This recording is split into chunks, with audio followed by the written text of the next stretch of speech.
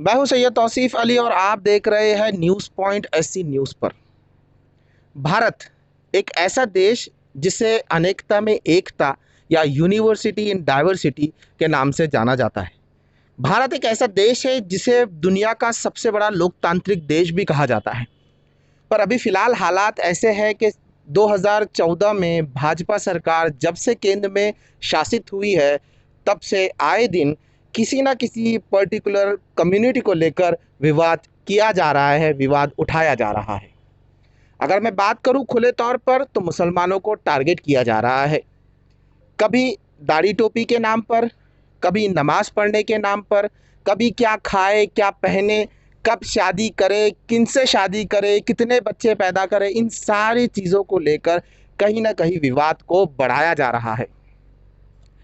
अगर आप गौर करें, जब से इन मुद्दों को बढ़ावा देने की कोशिश की जा रही है, तब से वोटिंग्स का पोलराइजेशन यानी ध्रुवीकरण और सांप्रदायिकता को बढ़ावा दिया जा रहा है।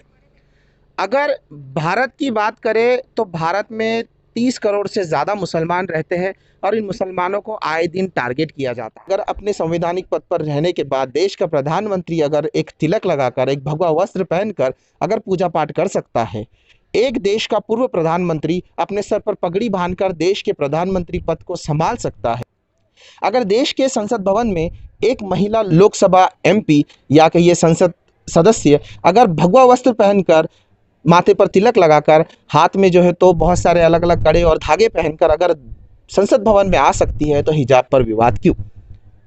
अगर हिजाब विवाद का मुद्दा है तो ये बाकी सब चीज़ें कैसे अलाउ की गई? कर्नाटक से शुरू हुआ ये विवाद आज देश की सियासत का अहम मुद्दा बन चुका है।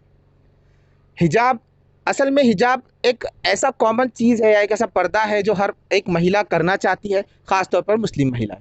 और ऐसा नहीं कि सिर्फ मुस्लिम महिलाएं हिजाब को पहनती है, कई ऐसी हिंदू महिलाएं हैं, कई ऐसी क्रिश्चियन महिलाएं, कई ऐसी बौद्ध महिलाएं जो अपने सर को ढकने का काम करती है। हिजाब का मतलब होता है अपने सर को ढककर अपने आप को पूरी तरीके से कवर किया जा सके, दैट्स इट। इसके अलावा हिजाब का कोई दूसरा मकसद नहीं है। यहाँ पर मैं एक बात क्लियर करना चाहता हूँ कि मुसलमानों के अंदर या इस्लाम के अंदर पर्दे की बहुत ज़्यादा सख्ती है। पर्दे के अंदर बुर्का, नकाब और हिजाब, ये 3 तरह के पार्ट्स होते हैं। हिजाब का मामला है सर पर किसी ओढ़नी को ओढ़ना, उसे हिजाब कहा जाता है। नकाब से अपने चेहरे को ढकना, और बुर्का एक ब्लैक कलर का ड्रेस होता है या कपड़ा होता है जिससे खासतौर पर महिलाएं अपने शरीर को ढकती हैं। अब हिजाब से इतनी नफरत अचानक क्यों होने लगी, इसके पीछे क्या वजूहात है? मैंने आपको पहले ही कहा कि पोलराइजेशन का सबसे बड़ा यह मुद्दा है। और अगर हिंदुत्व की बात की जाए तो हिंदुत्व एक ऐसा मुद्दा है जिसके ज़रिए सिर्फ देश के नागरिकों को भटकाने का काम ये सरकारें कर रही है, इसके अलावा कुछ नहीं।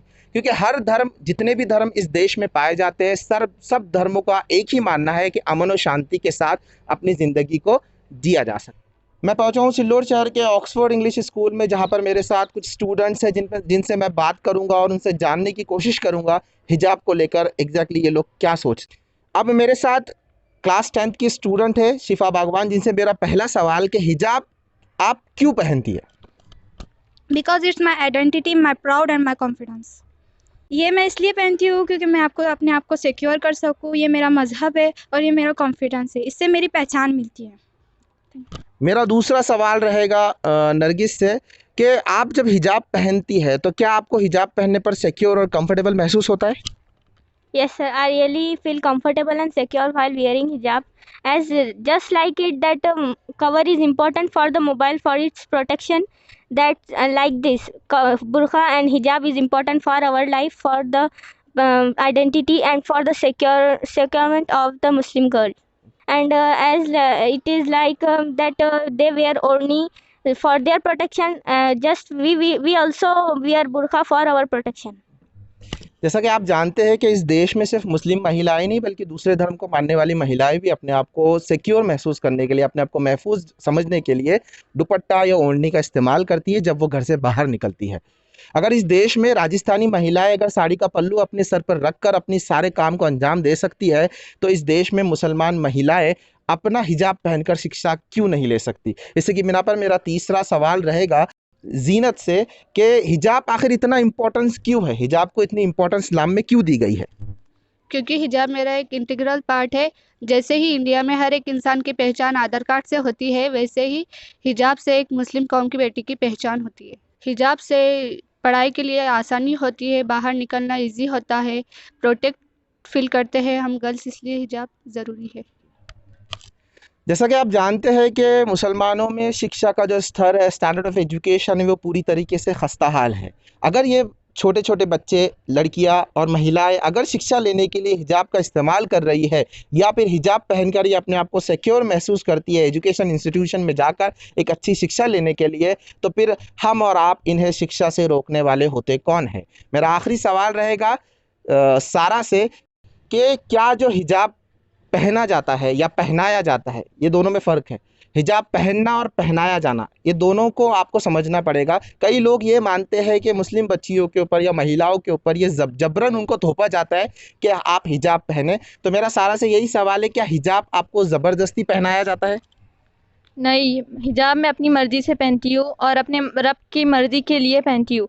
मैं 4th स्टैंडर्ड से हिजाब कायम करती हूँ और हिजाब के लिए मेरे ऊपर कोई ज़ोर नहीं है। तो ये थे ऑक्सफोर्ड इंग्लिश स्कूल के स्टूडेंट्स जो हमें बता रहे थे कि हिजाब की इम्पोर्टेंस क्यों है, हिजाब क्यों इतना ज़रूरी है, हिजाब के लिए ये लोग क्या क्या प्रिपरेशन करते हैं या फिर हिजाब इन पे जबरन नहीं थोपा जाता। मैं दर्शकों को ये बता दूं कि हिजाब एक ऐसी एक चीज़ है जिससे इंसान और महिलाएं ख़ास तौर पर अपने आप को महफूज और सिक्योर समझती है।